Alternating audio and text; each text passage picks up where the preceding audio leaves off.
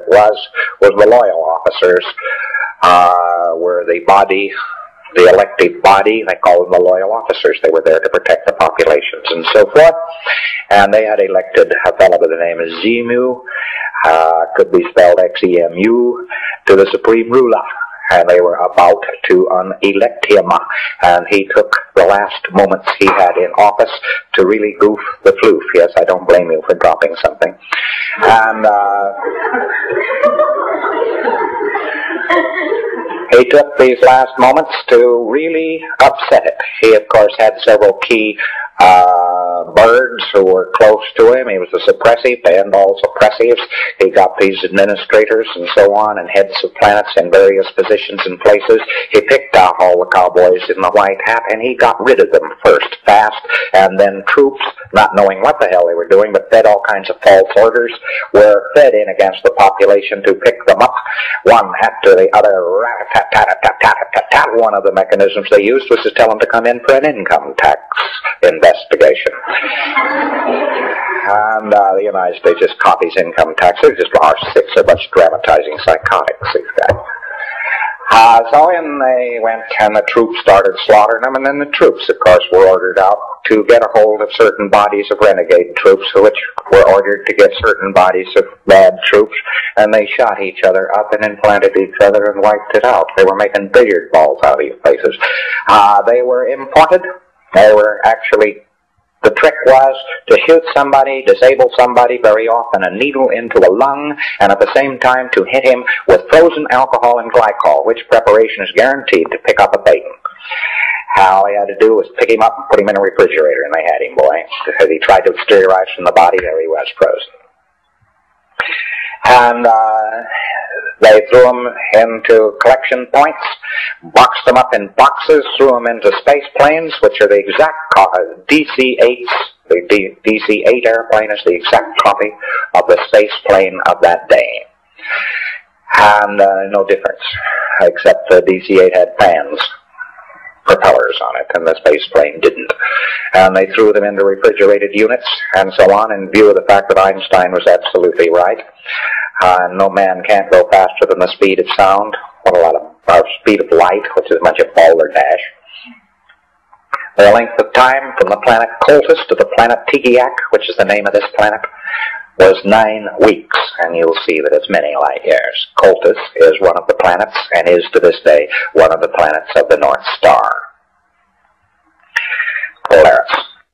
And people were buried in here by the billions and the billions and the billions, and they were buried in here with boxes, and they were put in boxes and stacked around, and the people who were on this planet already just caught it in the teeth. They weren't bothered. Nobody bothered to pick them up. They just shot their administrators from guns and shot their control points out, and they took these people in boxes and so forth, and they dumped them, and then they set off hydrogen bombs on the top of each primary volcano there is on this particular planet, and when they blew up, it blew the Thetans into the air, and after the bomb, an electronic ribbon, which also was a type of standing wave, was erected over the area. The tremendous winds of the planet blew every Thetan there was straight into those particular vacuum zones which had been created.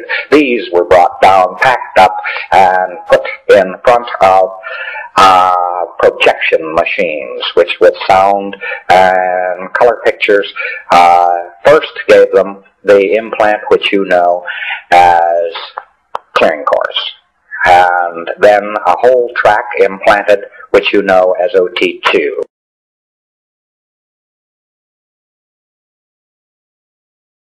I know about OT3, where Hubbard wrote that 75 million years ago, Earth was known as Tigiak. Oh my God.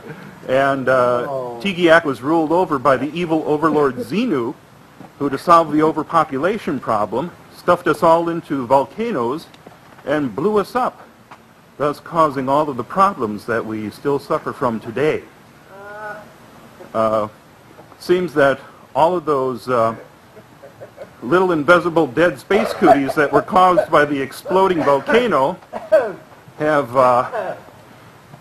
have covered our bodies and are infesting us still today, so you need to take Scientology courses to clear yourself. That's incident 2.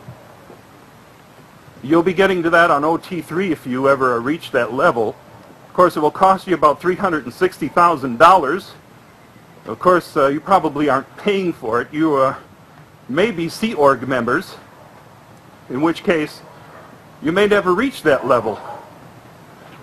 Have you signed a billion-year service contract?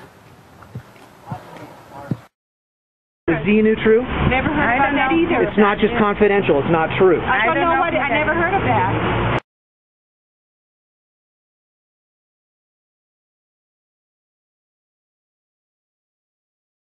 You know, I have read L. Ron Hubbard's handwritten OT3 material, and I believe I do understand it. Okay. And it doesn't seem, you know, that it really should necessarily be hidden.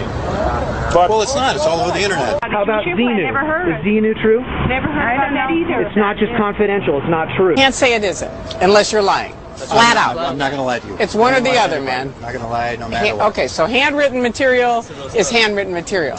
That's True, Hubbard. but I don't... No. That's Hubbard. Okay.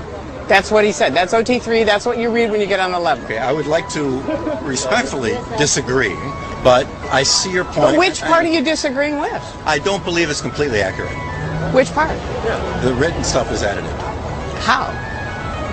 I've seen it, and I know how because I've seen the original, and it's been edited. I've seen the original, and that's exactly... There are some people, and one of them is a correspondent for the Village Voice, who says the basic belief system or the basic tenet of the Church of Scientology is to rid the body of space alien parasites, to clear oneself. Well, John, does that sound silly to you?